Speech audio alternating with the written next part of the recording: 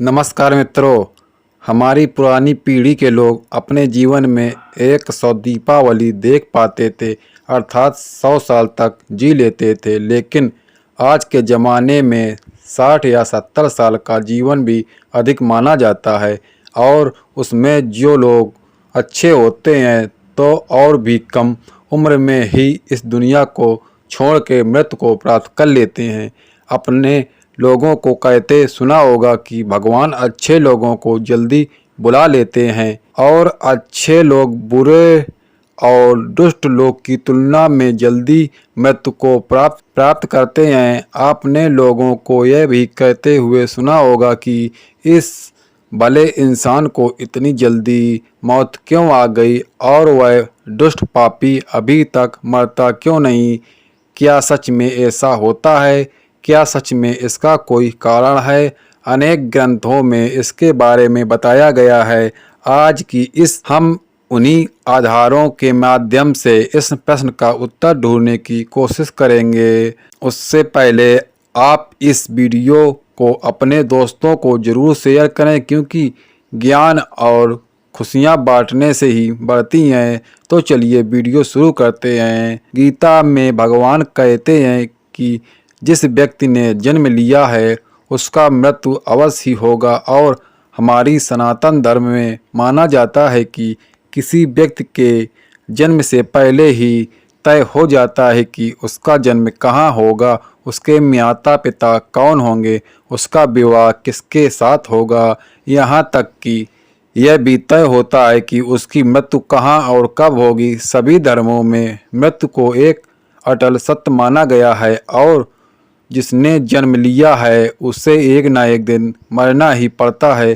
किसी का जीवन या मृत्यु भगवान के हाथों में होता है। आपने सुना होगा कि जितनी चाबी भरी राम ने उतना चले खिलौना, हम वो खिलौना हैं जिसकी चाबी भगवान के हाथ में होती है, और सभी चीज़ उसकी इच्छा से ही होती है। हिंदू धर्म में मानता है कि भगवान हर अच्छे मनुष्य को किसी न किसी उद्देश्य के साथ ही इस मृत्युलोक में भेजते हैं। जब वो उद्देश्य जल्दी पूरा हो जाता है तब भगवान उन्हें वापस बुला लेते हैं, अर्थात अच्छे लोगों की मृत्यु भी उनके अच्छे कर्मों पर ही निर्भर करती है। कलयुग के लक्षण में भी बताया गया है कि इस युग में पापी अधिक वर्ष तक जिएंगे और पुण्यात्मा जल्दी इस लोक को त्याग देंगे। इसके अलावा आपको यह भी बता दूं कि जो लोग यह कहते हैं कि मरने के बाद इंसान खाली हाथ जाता है, उन्हें यह जान लेना चाहिए कि 3 चीज़ें ऐसी हैं जो मरने के बाद भी उनके साथ जाती हैं। एक है संचित कर्म, दूसरा है स्मृति, और तीसरी है जागृति। इसलिए आप अब किसी से यह मत कहना कि आप खाली हाथ आए थे और खाली हाथ जाएंगे। हमें कई बार लगता है कि कुछ भले लोग या हमारे परिजन थे जो भले थे, कभी किसी का बुरा नहीं किया था, कभी किसी को सताया नहीं था, फिर भी भगवान ने उनको अपने पास इतनी जल्दी क्यों बुला लिया। उन्हें तो अच्छे कर्म के बदले ज़्यादा जीना चाहिए था, तो भगवान ने ऐसा क्यों किया। तो आइए इस बात को समझते हैं। आपने कई प्राचीन कथाओं में सुना होगा कि जब कोई ऋषि मुनि या भगवान किसी अप्सरा या देवता पर क्रोधित होते थे तो उसे सजा के तौर पर पृथ्वी लोक यानी मृत्युलोक में जन्म लेने का श्राप देते थे। यह मृत्युलोक दूसरे लोगों की तुलना में ऐसी भयानक और दुखदायक जगह है जहाँ सजा के तौर पर देवताओं और अप्सराओं को भेजा जाता था, और सजा मिलने पर वह देवता और अप्सरा गिड़गिड़ाते थे कि हे प्रभु, हमसे गलती हो गई, मुझे माफ़ करें और हमारी सजा को कम करें। यह मृत्युलोक समस्त ब्रह्मांड में न तो अच्छी जगह है न ही बुरी जगह। आप इसे कर्म भूमि भी कह सकते हैं, और कर्मों के हिसाब से ही आपकी आगे की यात्रा तय होती है। जब हम जन्म लेकर यहाँ आते हैं तो हमें इस मृत्युलोक की माया जाल और मोह माया में घेर लेती है, और हमें यहाँ मृत्युलोक अच्छा लगने लगता है। हमें इस मृत्युलोक और यहाँ रहने वाले लोगों से मोह हो जाता है। हम इस मृत्युलोक को छोड़कर नहीं जाना चाहते हैं और हमारा कोई भी इस लोक में छोड़कर नहीं जाता है तो भी हमें दुख होता है। जब किसी इंसान की मौत होती है तो वह जीवात्मा में यमराज के वहाँ जाती है और वहाँ उनके कर्मों का लेखा जोखा होता है। उसने देखा जाता है कि उस जीवात्मा ने अच्छे कर्म किए हैं या बुरे कर्म किए हैं। अगर किसी जीवात्मा ने मृत्युलोक में बहुत बुरे कर्म किए हैं, बहुत ज़्यादा लोगों को सताया है, लूटा है, दुख पहुंचाया है, तो उसे दूसरे जन्म में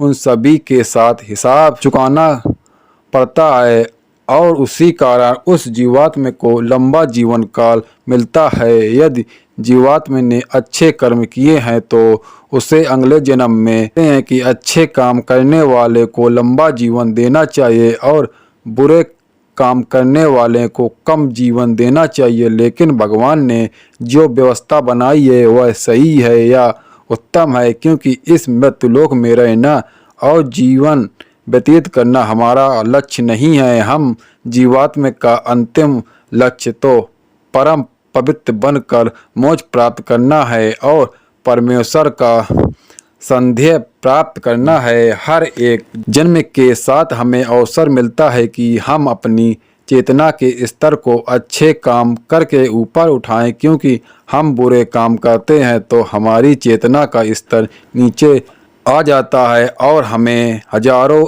और कई बार तो करोड़ों साल तक इस मृत्युलोक में दुखों को झेलना पड़ता है। कहा जाता है कि एक जीवात्मा को 84 लाख बार इस संसार सागर के चक्कर काटने पड़ते हैं, तब जाकर उसे मोक्ष मिलता है। लेकिन जो जीवात्मा अच्छे हैं, भले काम करते हैं, वह जीवात्मा जल्द से जल्द शुद्धता प्राप्त कर लें और कुछ ही जन्मों के बाद मोक्ष प्राप्त कर लेते हैं। इसलिए परमात्मा उनका जीवन काल कम रखता है ताकि वह जीवात्मा इस मृत्युलोक के कष्टों को सहन करे और परम धाम में जाकर परम शांति और परम आनंद को प्राप्त करे। और जिस जीवात्मा ने मृत्युलोक में बुरे काम किए हैं उसे इस मृत्युलोक की यातनाओं को ज़्यादा देर तक सहन करना पड़ता है और कई हजार लाखों जन्म के बाद ही उसकी आत्मा पवित्र होती है, तब जाकर उसे परम धाम की प्राप्ति होती है। दूसरी बात यह है कि हमारा इस मृत्युलोक में जन्म किसी न किसी उद्देश्य से होता है और जब वह उद्देश्य पूरा हो जाता है तो भगवान हमें वापस बुला लेते हैं। ऐसा नहीं कि सभी लंबा जीवन जीने वाले लोग ने पूर्व जन्म में बुरे काम किए हों, लेकिन वह अभी जीवित है, तो इसका मतलब यह है कि उसके जीवन का उद्देश्य अभी तक पूरा नहीं हुआ है। मित्रों, आप समझ गए होंगे कि अच्छे लोगों की मृत्यु जल्दी क्यों हो जाती है। तो हमारी जो भी प्रियजन थे और उनकी मृत्यु जल्दी ही हो गई, वो एक पवित्र आत्मा थे और जितने दिनों तक हमें उनका सानिध्य प्राप्त हुआ वह हमारा सौभाग्य था। उनकी मृत्यु के बाद हमें प्रार्थना करनी चाहिए कि उनकी आत्मा जल्द से जल्द परम धाम को प्राप्त करे और परम शांति और परम आनंद को प्राप्त करे। यह जन्म मृत्यु का रहस्य कुछ ज़्यादा ही गहरा होता है जिसे देवता लोग भी नहीं समझ पाते। इसलिए मित्रों, आज से अपने जीवन को सार्थक बनाने के लिए अपने गलत आदतों को छोड़कर अच्छी आदत अपनाएं, धर्म और तपस्या में मन लगाएं, क्योंकि ईश्वर सर्वशक्तिमान है, वह हमारा बेड़ा पार कर सकता है।